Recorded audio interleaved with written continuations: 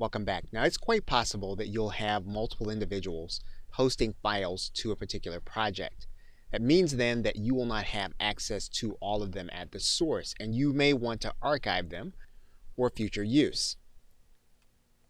And if that's the case, you can integrate with an application called Zapier to make sure that all of your files will be archived as they're presented in Basecamp. Once you're inside of Zapier, what you'll need to do is you'll need to self-select for Dropbox and Basecamp 2.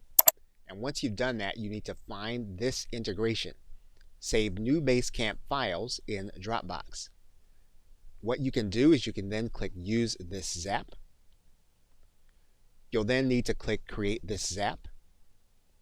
So the way Zapier is going to work is that whenever a file is added to a Basecamp project, that will trigger Zapier to take an action. So we're now going to click Continue. We're now going to connect our Basecamp account.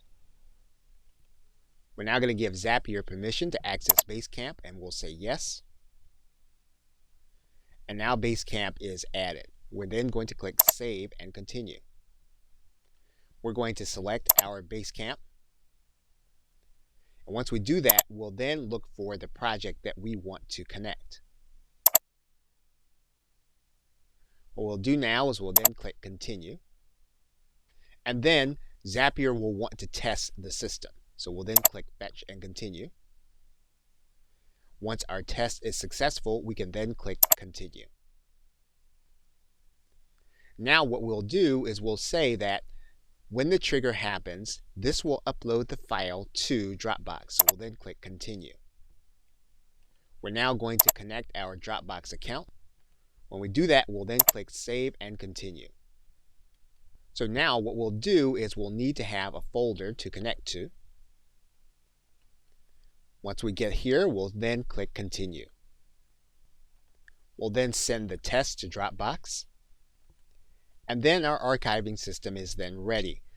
So now when we upload a file under 100 megabytes to our project, it will automatically also be uploaded to Dropbox.